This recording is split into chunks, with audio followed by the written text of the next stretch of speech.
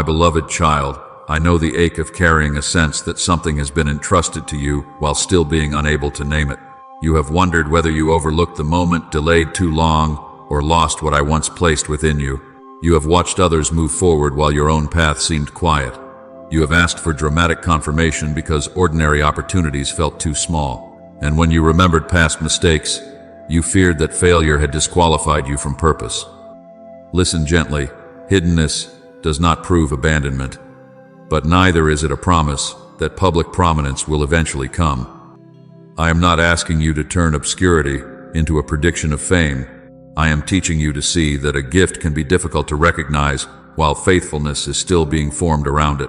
What is present may be undeveloped, unrecognized, misidentified, or waiting for a context in which it can become genuinely useful. Uncertainty is not the same as emptiness.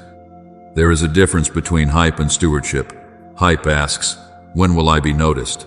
Stewardship asks, what can I faithfully practice and offer now? Hype needs a title before it begins.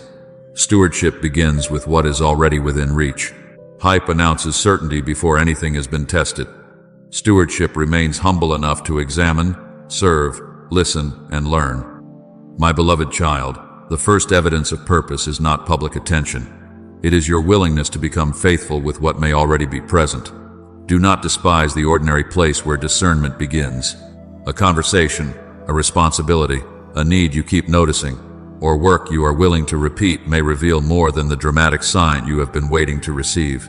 You do not need to manufacture a moment. You need courage to pay attention. I will lead you through a practical path. We will examine the desire that keeps returning without calling every desire an assignment. We will look for observable fruit rather than excitement alone. We will listen to trusted people who can confirm both strength and limitation. We will make room for deliberate practice, because a capacity becomes more useful when it is patiently trained. We will bring it into service, where purpose turns outward toward others. And we will place it beneath accountability, where character can grow strong enough to carry responsibility well. So release the demand to know everything today. Stop asking only when you will be seen, and begin asking what has already been placed within reach. The hidden season is not necessarily an empty season. It may be the place where your motives are quieted, your attention is sharpened, and your faithfulness becomes real. And now, notice the burden that repeatedly draws your heart toward a need, a task, or a form of service. Do not make it a claim yet. Let it become a question. That returning desire may be the first quiet clue. My beloved child, I have shown you that quietness is not proof that nothing is being formed. And now that you are loosening your demand for visibility, you can begin to notice the patterns that noise once concealed. Some desires visit for a moment, others return with patience. They appear in what awakens your compassion, what holds your curiosity, what gives you energy to contribute, and what stirs a concern you cannot easily dismiss. Pay attention to those patterns. Which people remain on your heart? Which problems keep inviting your thought? Which forms of service leave you tired, perhaps, but deeply willing to return? What need causes you to lean closer rather than turn away? Do not strain for an impressive answer. Notice what has been consistent, even when it seemed ordinary. But listen carefully. Desire is an invitation to discern, not automatic confirmation. Ambition can feel urgent. Comparison can borrow another person's assignment and make it look like your own. Novelty can create intensity without endurance. Guilt can push you toward work you were never meant to carry. Even the wish to be admired can disguise itself in spiritual language. Not every strong feeling is direction. Not every exciting possibility is an entrusted capacity. There is a difference between wanting to serve and wanting the identity associated with service. So ask yourself gently, would I still care about this if no one applauded? Would I remain willing if the work stayed small and my name stayed unknown? Does this desire move me toward another person's good, or mainly toward an image of who I hope to become? Does it remain when the emotional moment passes, when the novelty fades, and when faithful effort is required? These questions are not meant to shame your motives. Mixed motives do not require panic. They require honesty. Bring them into prayer. Let what is sincere become clearer, and let what is borrowed, performative, or fear-driven lose its authority. You do not need to reject every desire because it is imperfect. You only need enough humility to examine it before you build an identity around it. For 1 week, keep a simple record.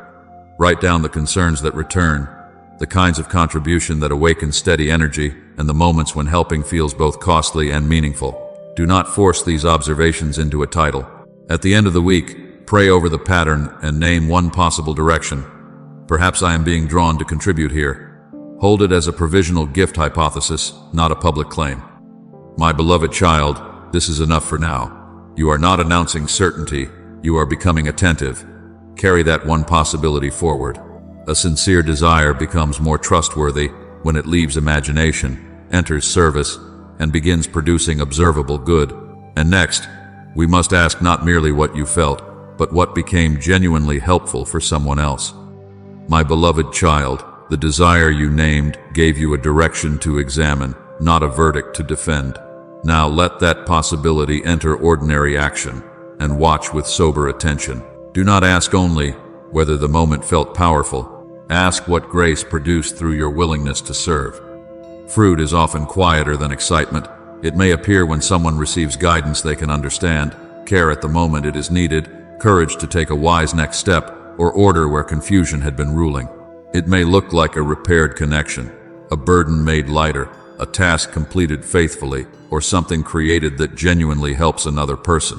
None of these outcomes alone proves that you have discovered the full shape of your gift, but repeated benefit is evidence worth noticing. Do not confuse fruit with applause. Reach can measure how far something traveled, but not how deeply it helped. Charisma can hold attention without producing change. Emotional intensity can make an experience memorable without making it useful. Numbers can tell you that people looked, clicked, gathered, or responded, but they cannot by themselves tell you whether anyone was served well. A quiet contribution may carry real fruit. A visible contribution may leave little behind. And listen carefully.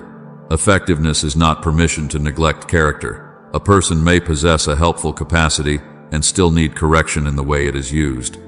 Pride can contaminate service. Manipulation can turn influence into pressure. Unreliability can weaken what talent begins. Harm cannot be excused by saying, "But I am gifted." Capacity and character are not enemies, and they must not be divided. What helps others should also be carried with humility, honesty, patience, and responsibility. So choose a small, safe setting where your provisional gift hypothesis can be tested. Help, teach, organize, encourage, create, or lead at a scale where people can respond honestly and mistakes can be corrected. Keep the act simple enough to repeat. Afterward ask, what became clearer? What became stronger, steadier, more connected, or more workable? What did the recipient actually find useful? Where did confusion remain? What caused strain rather than help? Do this more than once. One successful moment is not an identity. One awkward beginning is not a dismissal. Look across several attempts. Notice what kind of good appears consistently, what improves with care, and what repeatedly fails to serve, despite your enthusiasm. You are gathering evidence, not building a reputation. My beloved child, let the question change. Not, how impressive did I feel, but what good was consistently produced for someone else? This question can quiet both self-inflation and self-doubt. Yet even visible fruit can be misread when you interpret it alone. Now consider who has enough proximity to observe you, enough maturity to understand service, and enough honesty to name both the emerging strength and its limitations. My beloved child, you have begun to notice a returning desire, and you have watched what happens when that desire becomes service. But private interpretation remains vulnerable. Insecurity may dismiss what is genuinely present. Ego may enlarge one helpful moment into a grand conclusion. You were never meant to carry discernment through private certainty alone. Invite the voices of people who have watched you serve over time. Seek mature leaders who value truth more than enthusiasm. Teammates who have seen how you work beside others, and recipients who can describe what your contribution actually did for them. Proximity matters. Someone who knows only your ambition may affirm the image you present. Someone who has observed your consistency, response to correction, and effect on others can speak about a pattern. Do not merely ask, "Am I gifted?" That question is too broad, and it often invites either vague praise or an unnecessarily final judgment. Ask instead, when have you seen me help effectively? What seems repeatable? Where do I need training? What concerns should I address? Then listen without arguing for the answer you hope to receive. There is a difference between confirmation and flattery. Flattery gives you a grand title, while leaving you with little understanding. Honest confirmation names what was observed. It may identify the conditions in which you serve well, the people who seem to benefit, the strength that appears repeatedly, and the limitation that still requires attention. It does not need to make you feel important. It needs to help you become truthful. My beloved child, do not panic when the feedback is mixed. One setting may reveal a strength that another setting does not require. An early ability may be real and still uneven. You may bring insight but need greater clarity, initiative but need patience, compassion but need stronger boundaries. Correction does not automatically cancel the possibility you are testing. Sometimes it shows you how that capacity must be refined before it can be carried responsibly. Yet do not surrender your identity to one person's approval, and do not bury a possible gift beneath one person's rejection. No human voice is an oracle over your life. Receive counsel prayerfully. Consider the observer's proximity, maturity, honesty, and motives. Then look for convergence. When several trustworthy people independently recognize a similar strength, similar fruit, and similar area for growth, the pattern becomes harder for insecurity to deny and harder for ego to exaggerate. Trusted confirmation does not create what has been entrusted to you. It helps you see its shape and its limits more honestly. Hold both with humility, the clearest strength others have named and the clearest need they have exposed. Affirmation is not permission to announce that you have arrived. It is a call to responsibility. And now the question changes again. If this capacity appears real, how will you make it more useful? Carry the confirmed strength and the needed growth into deliberate practice, because what has been recognized must still be trained, corrected, and faithfully developed. My beloved child, desire pointed toward a possibility, fruit tested it in service, and trusted people helped you recognize its strength and its limits. Now do not place that possibility on display as though recognition made it complete. Treat it as something entrusted to your care. What has been affirmed is not merely something to celebrate, it is something to cultivate. Do not believe that a capacity given by me must arrive polished to be genuine. Training does not make it less spiritual. Study does not weaken dependence. Repetition does not insult grace. Preparation, correction, and even necessary rest can all become acts of stewardship. You are not proving the gift false when you admit that you need to learn. You are becoming responsible for what you have received. A seed carries real potential, but potential is not yet mature usefulness. It needs suitable soil, patient tending, measured water, careful pruning, and time beneath changing seasons. It cannot be shouted into growth. It cannot be rushed by attention. Hype may expose what has not developed enough to endure, but faithfulness remains near the work, making small improvements when no one is impressed. My beloved child, practice is not the same as self-reliance. Practice prepares the vessel. It does not make you the source of grace. You can sharpen your understanding, strengthen your technique, and become more consistent, yet you cannot control every result. You may prepare faithfully and still encounter limits. You may serve sincerely and still need to adjust. Dependence does not mean passivity, and discipline does not mean control. Bring your effort to me without pretending your effort is sovereign. Give yourself permission to begin awkwardly, but do not use inexperience to excuse carelessness. Mistakes can belong to learning. Preventable harm should never be romanticized as courage. Begin within your present competence. When the work carries serious consequences, seek appropriate supervision. Use settings where correction is available, limits are respected, and those receiving your service are not forced to bear the cost of your ambition. When correction comes, receive it quickly. Repair what you can. Learn before repeating what caused harm. Build a simple rhythm for each week. Set aside one block to learn what your confirmed strength requires. Set aside one block to practice a specific skill without performing for approval. Offer one real act of service at a responsible scale. Then review the feedback. What became more useful? What remained unclear? What needs further training? And what must change before you continue? You are allowed to be unfinished. Practice is not evidence that the gift was false. it is one way faithfulness gives entrusted capacity usable form. But remember what this development is for, not image, not status, not proof of importance. In the next part, I will turn your attention toward the person, need, team, or community this growing capacity is meant to serve. My beloved child, I have led you from a returning desire into honest testing, trusted confirmation, and deliberate practice. Yet development remains incomplete until what you are cultivating becomes available for another person's good. A gift does not find its deepest meaning in what it allows you to call yourself. It finds meaning in the faithful contribution it allows you to make. I did not give you capacity so that you could climb above people and demand their admiration. I gave it so you could draw near enough to notice what would help. A pedestal creates distance. It turns contribution into display and people into an audience. But a table makes room for presence, shared need, mutual contribution, and humble usefulness. At a table, you do not have to appear greater than everyone else.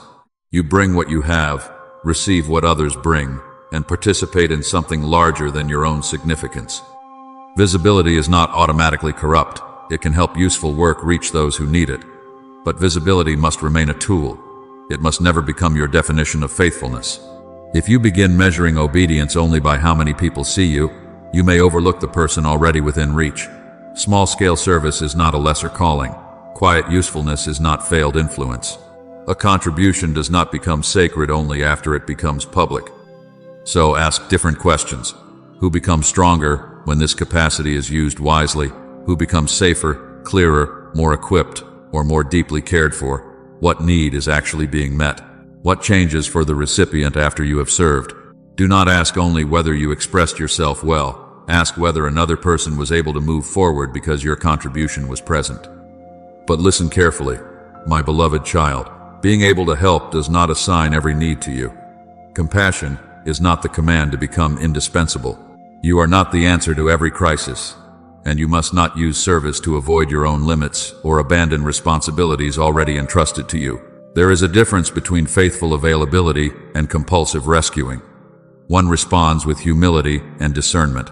The other needs to be needed, promises what it cannot sustain, and eventually leaves strain behind.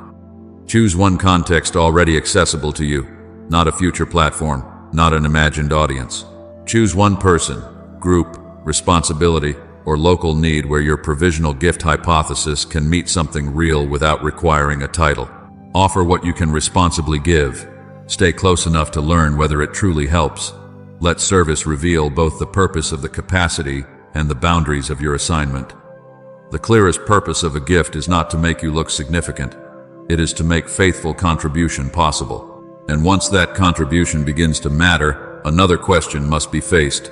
What character, limits, relationships, and accountability will keep growing capacity from harming the very people it was meant to serve? My beloved child, usefulness brings responsibility. You can become more capable without becoming more trustworthy.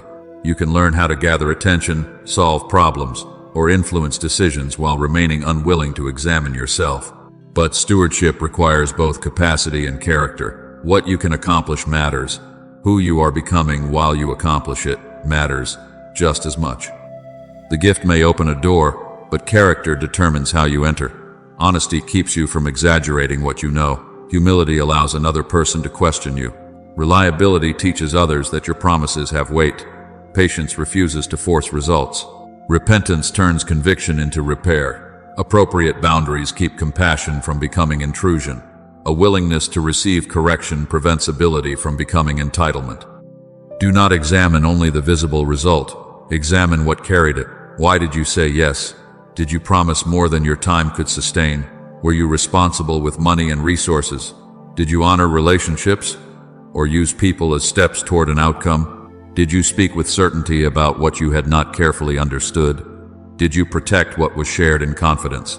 Did you use influence to serve another person's freedom or to make disagreement feel unsafe? These questions are not accusations. They are protection. I am not calling you into suspicion of every strength. I am calling you into reverence for every life your strength may touch. And listen carefully. Accountability is not domination. It does not require surrendering appropriate agency to someone who demands control. It does not silence honest concern, reward coercion, or rename fear as submission. Healthy accountability asks truthful questions, respects rightful limits, and considers those affected by your choices. It does not merely applaud what worked, it helps you see what the result may have concealed. Choose one mature person who can observe both your effectiveness and your integrity. Choose someone who will not be intoxicated by visible success or threatened by genuine growth. Give that person permission to ask about your motives, commitments, boundaries, relationships, and response to correction. Do not seek only celebration. Seek the kind of honesty that keeps service clean and makes repair possible. Return regularly to these questions. Who is being served? What motive is growing in me? What am I hiding? Where am I exceeding my limits? What correction must now become action? Do not answer quickly to protect your image. Sit with the answers. Confess what must be confessed. Repair what can be repaired. Change what must not continue.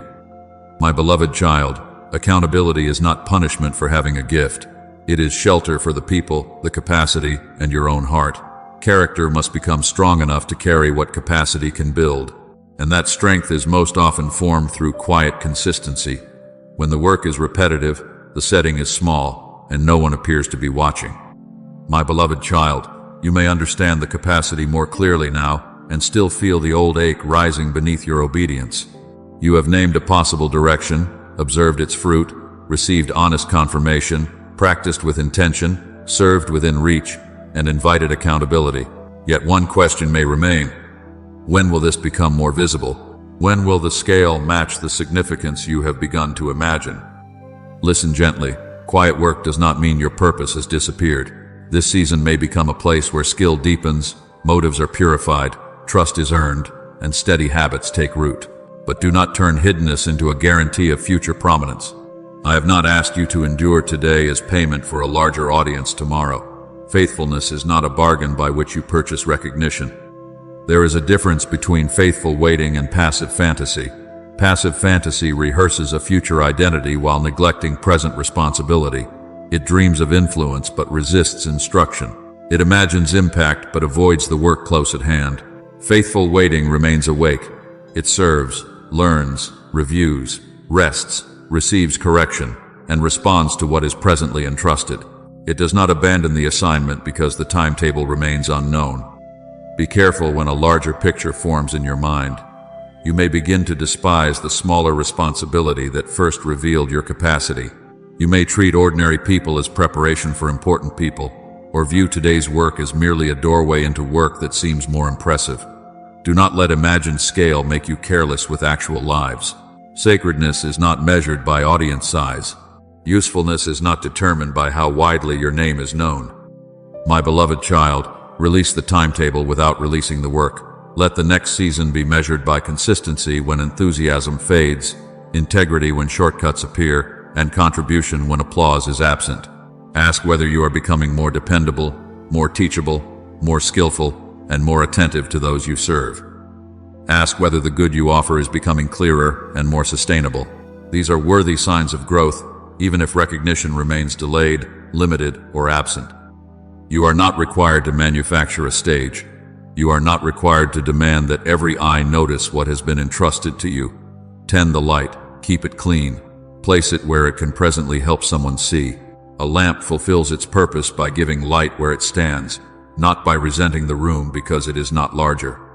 Remain available, remain honest, remain willing to contribute at the scale before you.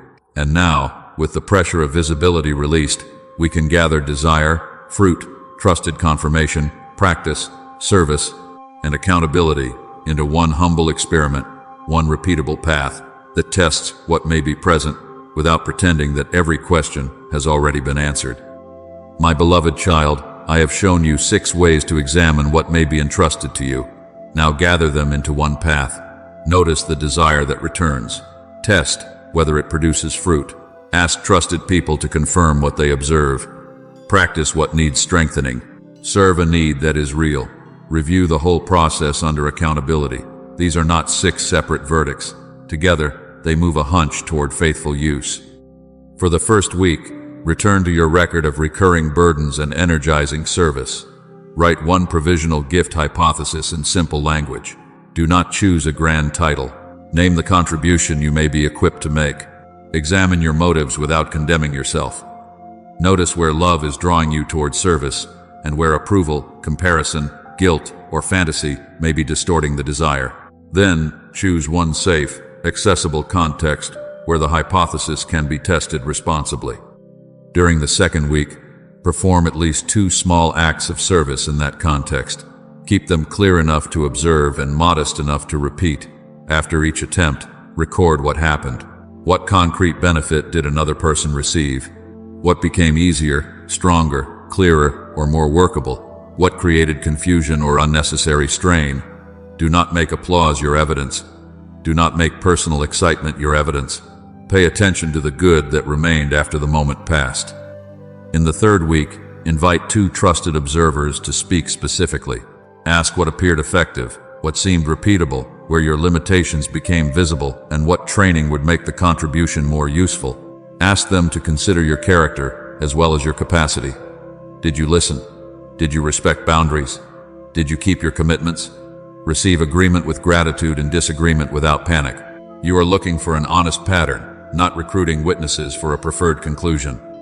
In the fourth week, focus your practice on the strongest capacity emerging from the evidence. Strengthen one skill connected to it, then serve again. Bring your notes, results, feedback, motives, and mistakes to the person holding you accountable. Together, decide whether to continue the experiment, adjust the context, seek further training, or release the hypothesis. None of these outcomes is failure. A released hypothesis can protect you from forcing an identity. An adjusted one can lead you toward a truer form of service. And remember, my beloved child, discernment may reveal a cluster of capacities rather than one permanent label. Your assignment may also change across seasons. You do not need one impressive word that explains your entire life. You need enough clarity to become useful, enough humility to remain teachable, and enough courage to respond to what is before you. Carry one hypothesis, one real context, and one accountable relationship forward.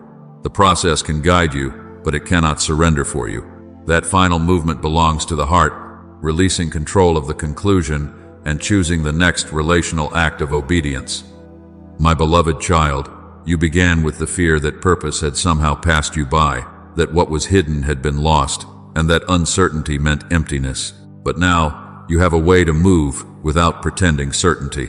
You can notice what returns, test it through service, develop what proves useful, offer it within reach, and guard it through character and accountability. You are not required to become impressive. You are not required to prove that you are called. You do not need to borrow another person's language, imitate another person's contribution, or force your life toward an outcome you have already chosen.